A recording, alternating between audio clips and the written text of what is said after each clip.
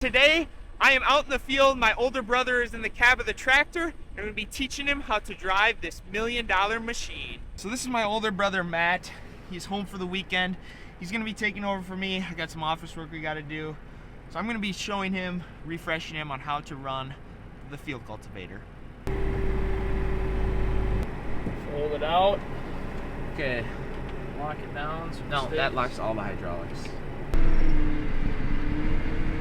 Down all the way. Cruise control. So cruise control will determine the speed. So yeah, it's that one. This has to be all the way up for this cruise control to take it over. Oh, okay. Yeah. Got it? I don't really think you taught me much. What are you talking about? You killed the tractor the first time. That was more so from you waiting around long enough that you said you wanted to go a different way. Right. Matthias was out here earlier getting me started on these first couple of rounds, since this is my first time running the four-wheel drive since last fall a little bit, so it's always good just to have the refresher course and just a testament to all the work that goes into having everything set up. So you can see everything we've got up there on the monitor, all of our auto steer, everything that we've got just kind of for our presets, and this is what really allows us to have the uniformity that we're looking for across the field. The purpose of the field cultivators to really prepare that seed bed, and like Matthias and I have gotten out and taken a peek, everything is working out really well. We want to be sure to cover our tracks behind us, which we're doing, and in the meantime I'm turning on the ends, but in the middle I am just looking for more rocks to fill the rock box.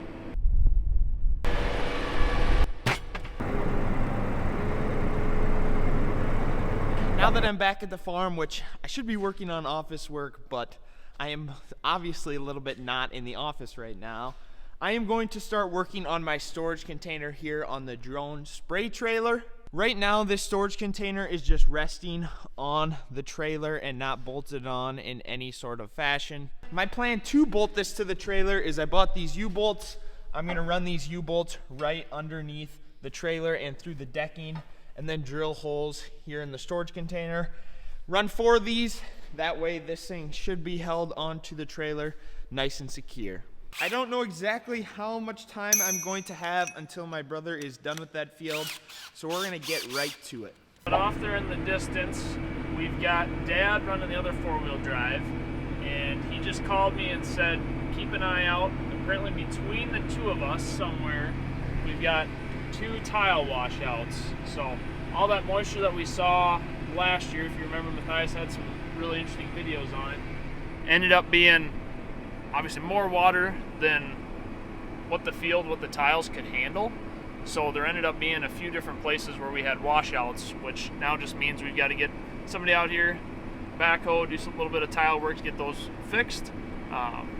Can't do that when the ground's frozen, so we have been a little limited on time, and like many things on the farm, there's always 1,000 things. You've just got to decide which one takes priority. So I am keeping an eye out. That should be some ground that wasn't worked last fall, and should be significant enough hole where you can tell something's odd beneath the surface. So we'll see if we can keep our eyes peeled for those, and that is the excitement that's going on out here in the field.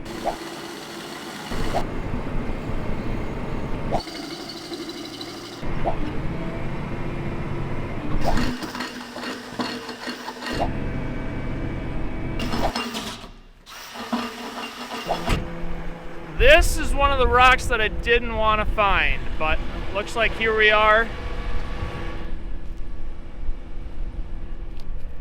We'll see if we can kick this guy loose, or if it's going to take something else to come back and get this rock. Kicking it. Well, I guess it does move a little bit. It gives me a little hope. All right, update.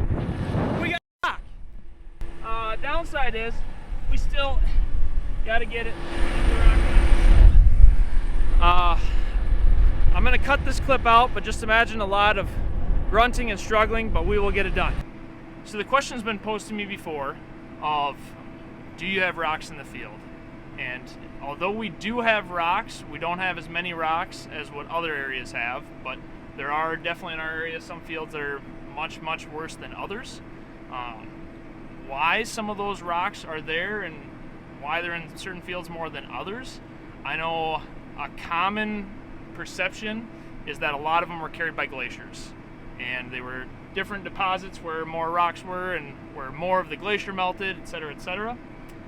I'm a firm believer that it's the worms, because every time you pick up a really big rock, there are worms underneath it. So my theory, the worms push them up. Prove me wrong. Pick up a big rock, if there's not worms underneath it, I'm convinced. If there are, you gotta admit, my logic makes sense. There be that tile washout I was mentioning to you guys we were looking for.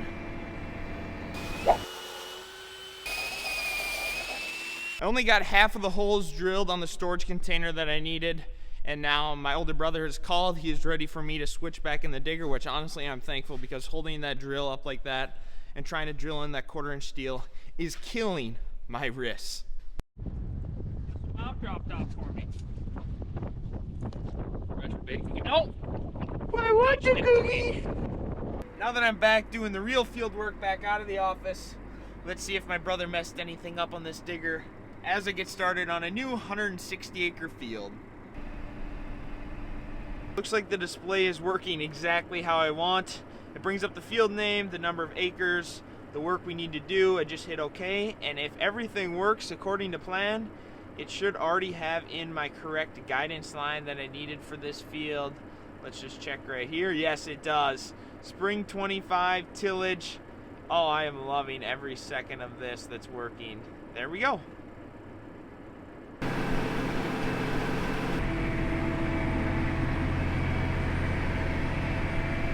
I've made a couple rounds now. This field did have 2/10 of rain. That previous field that my brother was working didn't have any rain.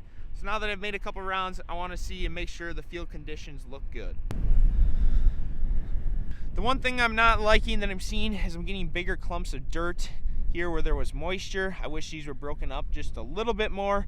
That way when we come back with the planter, it would just plant nicely into the soil and we'd have good seed to soil contact.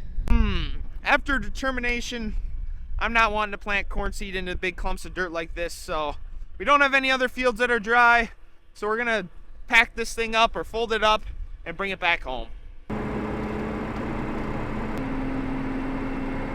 Now back home we go. Hopefully if the sun comes out a little bit tomorrow, this field should gray off is what we call it, which is where the black soil on top starts to have like a gray sort of look.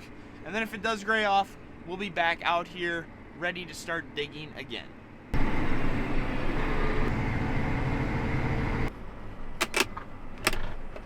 Well, today wasn't all that successful of a day. We didn't get a lot of field work done. I did get a fair amount of things done in the office. But being that with farming, you are in a business partnership with Mother Nature, you never really know how long the days might get or how short they might be, just depending on what Mother Nature gives you. So with that, that's it for today's video from HiTech Farmer and Low Tech Laborer. That's my brother Matt.